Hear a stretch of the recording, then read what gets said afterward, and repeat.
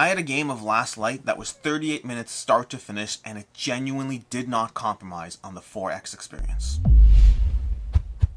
I'm Alex Radcliffe from Board Game Co, and this is Last Light, designed by Roy Kennedy, and it's meant to give you that 4X experience, and it's meant to do so in under an hour. That game I mentioned, that's going to be a direct head-to-head game I had with Roy. I have it filmed, I'll link to it down below, it's on the channel, and while that is a direct two-player experience, even playing this at higher player counts, in general, this does not go over an hour. When you're playing with people who know the game in person, it does not run over an hour, which is impressive. But before we go any further, this is a prototype, all rules, components, subject to change, all of that. Also, it's designed by Roy Kennedy, who, for disclaimer's sake, I would say I'm fairly friendly with, so take that into account. And this is an active GameFound campaign. I'll have a link to that down below. But this is really giving you that 4X experience. This really captures the feel of a 4X game, and it does so in that hour playtime, which is impressive in many, many ways, and it manages to be a good game while doing so.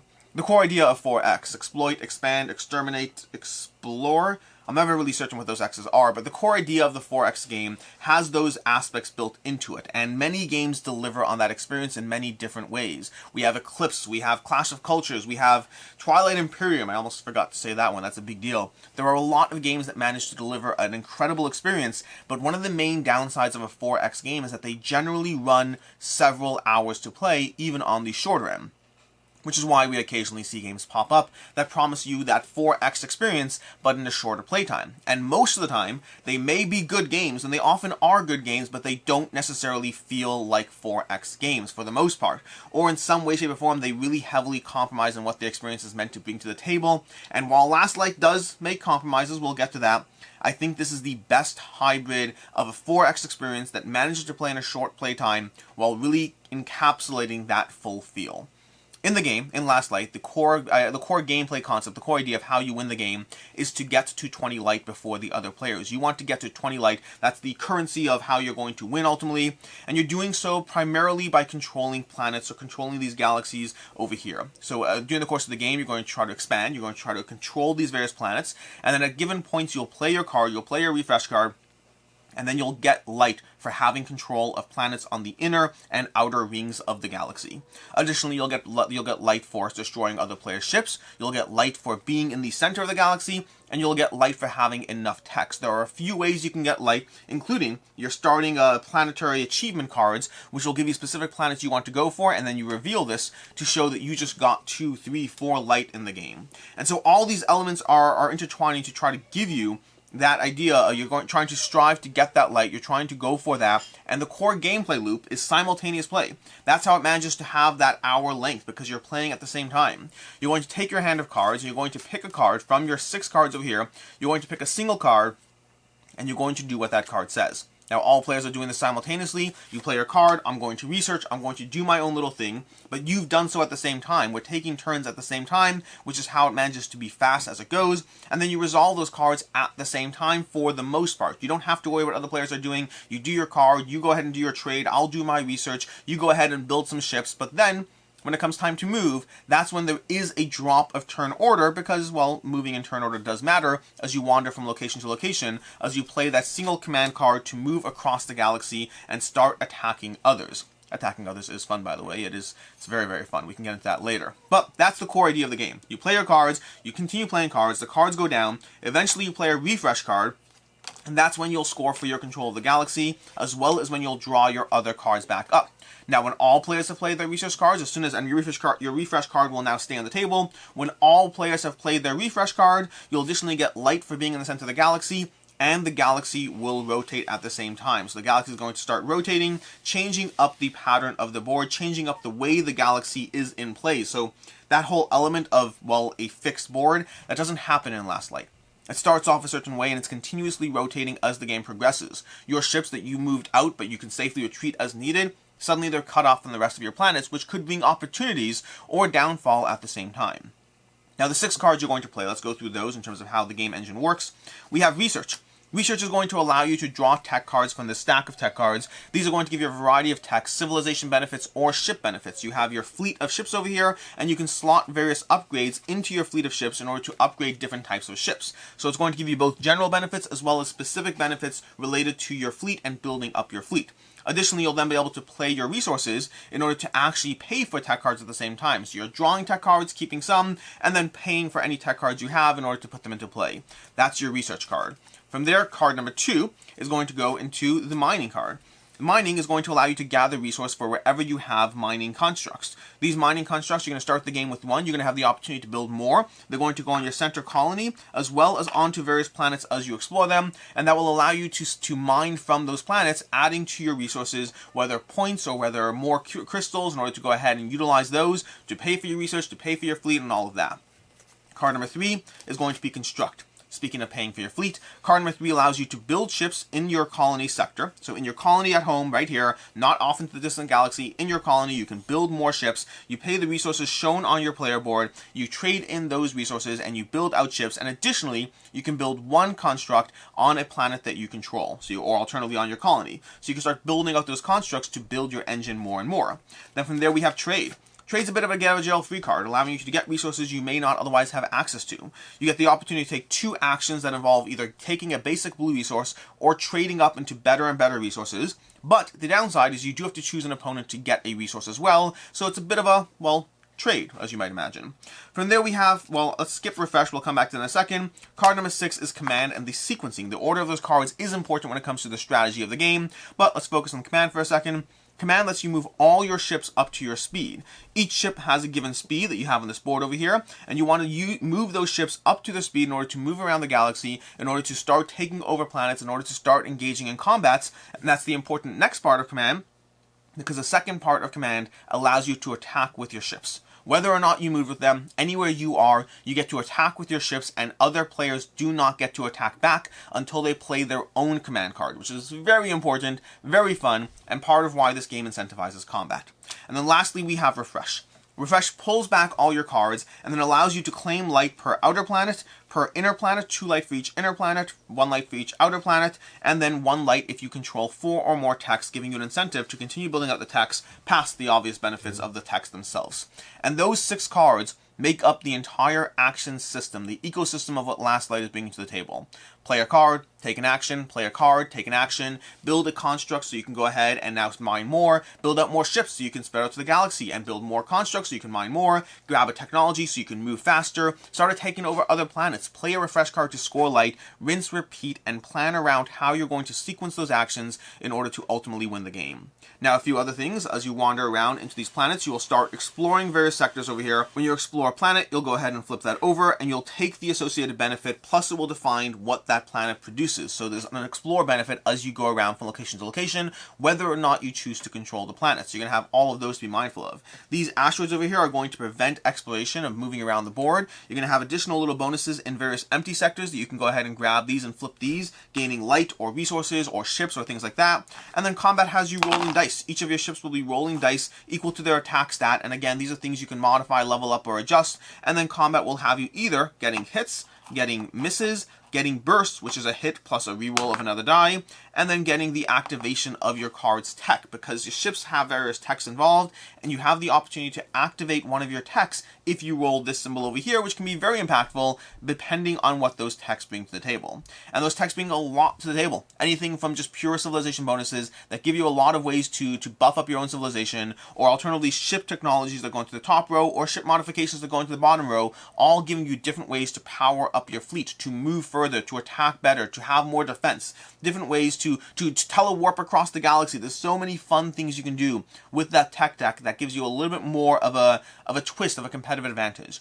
As you destroy other players' ships, they're going to go into your graveyard, and when you have 4 ships, you'll trade them back to their respective players for 1 light from the game. And so that's going to be a bit of an engine. Keep attacking, and you'll get light for that as well. Additionally, every player is going to have their own unique civilization that gives them a way they can break the game. So for instance, this class over here, they gain a light for every 3 ships they destroy, really incentivizing a very combat-heavy approach because they can get light faster from combat. Versus over here, this player is going to draw extra tech cards and start the game with extra tech cards, giving them a strong technological boost to the game. Rinse and repeat until a player has 20 light, and that's basically what's happening in Last Light. A few other small aspects to go through, but that's enough to go into the review part of things, starting off with ease of play. The game is incredibly easy to teach. It's incredibly easy to get people up and running. The core action system is 6 cards. You play 6 cards, you take their actions, you're trying to get towards 20 light. It is a very easy game to teach and sequence. You can get people up and running by just literally playing a practice round or two, or just diving straight into the game. Honestly, it's short enough that it's not bad to do that either. As far as player count, this is well, it depends. This is a 2 to 4 player game in the base game. It's an 8 player game with the expansion that you can get on GameFound, and it's a game that I've played this at 2, 3, and 4 players. I have not played at higher player counts. At 2, 3, and 4, I'll say that I like them at all player counts. Last Light has played very well at all player counts. I mean, 3 and 4, there's no practical difference. The game plays so quickly that the downtime is not necessarily a factor, and the interaction at 3 and 4 are both solid. 2 adds a bit of a twist to how the game plays. I think 2 is probably my less favorite player count from those player counts, but still a solid game. I would dive into this at 2, given my experience with it. I only had 1 player, 2, factor that in, but I would dive into it again at 2 players. It was a solidly enjoyable experience, which I would not have expected for a 4X game, but it manages to simulate a third player that comes into the game sort of without being heavy on any rules past that, and it works really well. As far as what I like, don't like, and can see others not liking. The first thing is going to be that biggest thing I started off with, the speed versus the depth of the experience. This game plays incredibly quickly. It gives you a 4X feel. It makes me feel like I'm building up my civilization, I'm building up my fleet, I'm exploring across the galaxy, and it does so with no downtime. There's really no downtime. You're constantly taking your turns. Once in a while, you have to pause for 3 seconds while 2 other players resolve a battle. But other than that, you are constantly involved, you are constantly engaged. The game has you 100%, engaged with the entire experience for the hour of play that you have, and it gives you a deep game at the same time. This does not compromise, well, it does compromise, we'll come back to that. It does not heavily compromise on what the experience should be. The speed versus depth of Last Light is incredible. And it scales incredibly well at all those player counts. Like I said already, 2, 3, and 4 players were all enjoyable. I cannot imagine 5 being a problem. Even 6 I don't imagine being a problem. 7 and 8 is where I wonder a bit. It just seems like the table's going to start getting very crowded, and the amount of things happening in the galaxy is going to be very crowded, but I won't ultimately know until I try it. But it scales really well because of how fast the game moves, and because of how invested you are in just going through your progression of the galaxy, doing what you need to do. It works really well. And every tech card is a card that I want. They all give you some little benefit from your civilization, being able to unexhaust another tech, then exhaust this card. Resourcefulness will give you a huge option to adjust and manipulate your other techs. You can have various AI targeting, ship ability, pay a blue crystal to treat this as a hit. So you have all these other ways to adjust things, from warping across the galaxy, from jumping a ship to where you have a planet, from just doing any number of different things with those cards, being able to build 2 constructs at once. There's so many different things that the tech cards do that when you inevitably draw your 4 cards and have to keep 2, that choice is always hard. I want every tech in my hand. They are all useful to me, except when I draw duplicates, and honestly, even the duplicates are sometimes useful because of the way you're going to be playing them on ships, and so there's a lot going on with the tech card. It's incredibly satisfying. And the game strongly has the do this so that you can do that, so that you can do that more efficiently sequencing. The idea that you kind of want to just mine crystals, because then you'll go ahead and get the resources you need. But if I build the construct first, I'll be able to have a more efficient mine action. But if I play my ship card first and I move across the galaxy, I'll be able to get to more places and build more constructs. The game constantly has a loop of everything helps your next action be stronger, which means choosing what your next action will be is part of the strategy. It's part of the pursuit and the struggle of how you're going to find your competitive advantage in this game. Everything is good to do. The question is, can you find the pattern of what's the best order of doing this, then that in the game? And combat is highly incentivized. Combat in many 4X games is incredibly punishing because you lose things quickly, and you suddenly have to set yourself up for plans of recovering from that combat if it doesn't go your way. In Last Light, because of the fact, first of all, the game's fast moving, and you get your ships are rebuilt constantly. You don't often have enough ships anyway, so losing things is not nearly as punishing to begin with. But then past that, when you play and engage in combat, you are the only person that attacks. And because of that, you're never really worried about the outcome of them attacking you. You're always on the aggressiveness. You're always on the aggression. You always have that aspect of, I'll try to attack as much as possible, because if I attack first, I can potentially take you out before you have a chance to shoot back. And so the game manages to overcome that resistance to engaging in a combat because of how it rewards the attacker. Not necessarily with points, a little bit with points because you can kill ships and get them in your graveyard, but primarily with just the mechanism of how combat is enacted, in which it's whoever's taking the turn is the one rolling the dice, and that means combat is highly incentivized in Last Light.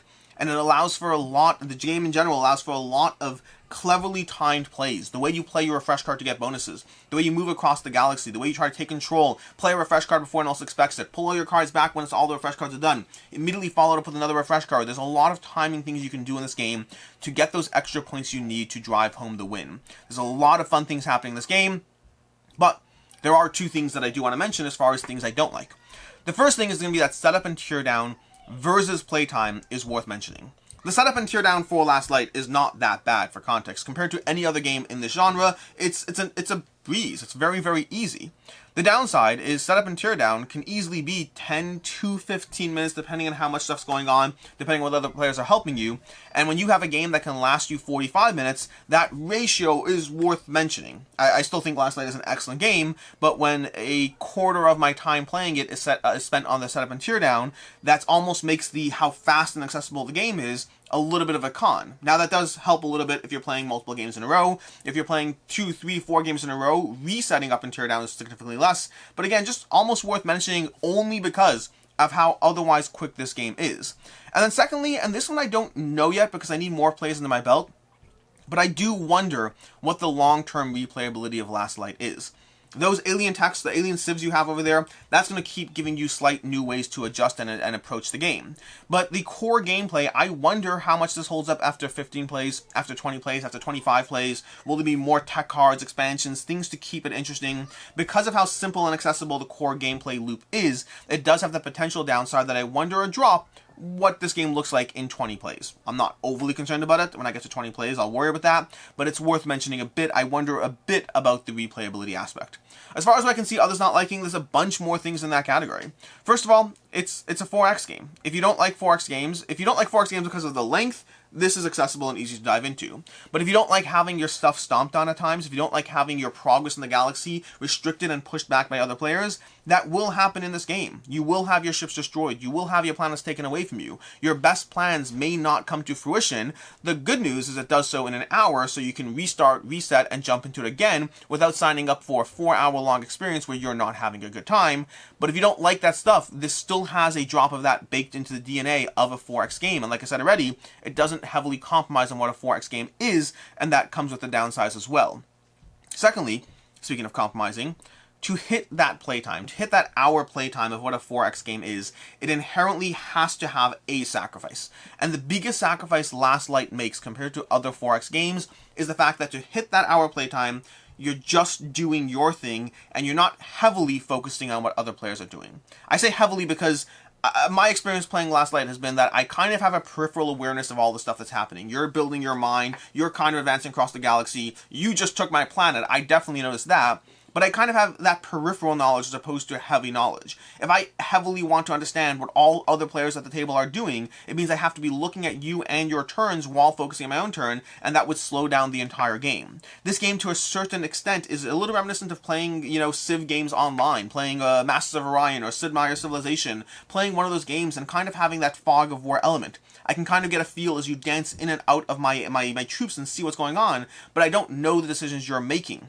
If you like that style of gameplay, that's great. If you feel you want to know every decision around the table, that will slow down this game and hurt what it's trying to be. And so that's a factor that's worth mentioning, that is, I think, the biggest sacrifice. That inherent knowledge of every player's move, you kind of have to give that up and just move forward quickly, just being mindful of the stuff that's kind of in your fog of war area of the game. Additionally, there's a little bit of a sacrifice of how much you can get your engine going because of the fact that it's an hour. That payoff of 2.5 hours of play and seeing your civilization rise across the entire board, all the text, all the benefits and upgrades, you're playing this game for an hour. There is a limit and a cap to how deep the experience can be because of that. Again, I said there are minor sacrifices. These things don't bother me. I think Last Light is doing an incredible job, but it's worth addressing those aspects. And then the last thing worth addressing, only because there's been so much controversy over it, is the art and presentation of the game. I mean, ultimately, that you don't need me for this. If the game doesn't look like something that you're interested in, that will be your decision. But there's been a lot of opinions and feedback around the almost science project look of the game as you have your floating planets around the galaxy. Speaking for myself, it's not something that's to my personal taste, but it also doesn't necessarily bother me either. It's just not something that pulls me in. Although it is it's very different. It's very unique in that sense, but that's ultimately a decision you have to make. For me, in no way is that something that's going to stop me from enjoying the game that is Last Light, but factor that in. This is a prototype, components, all this stuff subject to change for sure, so take that into account. What you see here is not the final game, but it is going for this general look, and that just might not be for you. Also, by the way, no, I was about to say the board rotates, but I did say that, so we're fine there. Which brings us to final thoughts. Final thoughts on Last Light. Last Light is an incredible game. The first time I played it, a year and a half ago almost at this point, I liked it for my first play because it was just good. It was solid. It was enjoyable. It played, again, TTS. It was on TTS with 4 people for the first time with Teach. The entire session, start to finish, was less than 90 minutes.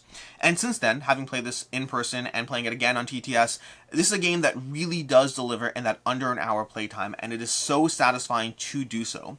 The speed of the game means that the initial build of the game, that build phase, that in some 4X games can take you 45 minutes of just the same repetitive building, that build phase in Last Light is the first 10 minutes of the game, and then the next 40 to 50 minutes is when you march around the galaxy, starting to execute on trying to, well, execute as you try to get as much light as possible, as you try to take advantage of the engine, build out your techs, build out your civilization, build out your fleet. There's a few small compromises made to the 4X experience, which I touched upon already, but overall this heavily delivers on what it's trying to be, and it does so in the best possible way from any other game that I've ever played that promises you a fast, 4-paced 4X experience. Granted, I'm sure there are a few that have not played, so I can't take this into account, but Last Light really delivers and is a solid experience that I can really, really recommend, and I think this will 100% be around. I think this is going to end up being an evergreen game. A game that is constantly reprinted, constantly available. Potentially the only thing that stops that is the cost and the expense of the deluxe edition of this game, of what it's trying to be, but the gameplay is so unique and so solid at the same time that I think it's going to be around. I think it's going to be a game that a lot of people want to get their hands on and will really deliver. I mean, it's just the fact that I can genuinely play this from 2 to 8 players. And while I haven't played it at 8, I am confident that a 5 or 6 player game is going to be thoroughly enjoyable, and I wonder how a 7 and 8 player game will do. For that alone, the playtime, the accessibility, the quick teach, the quick play, the wide player count variety, all those things make this a game that is absolutely worth looking at and worth considering for your collection. For me, I'm giving this one a 4.5 out of 5. It is really solid and has continuously grown on me on multiple plays as I continue to dive into this one. As far as other game recommendations, Warp Gate is going to be another fast-paced 4X game from Wolf Designer. You can check that out as well. I have a review on the channel. And then Clash of Cultures is my personal favorite 4X game. It is a longer game, but it's my personal favorite 4X game from the ones I've had a chance to dive into. Until next time, I'm Alex Radcliffe from Board Game Co. I hope you enjoyed this video, and as always, have a good one.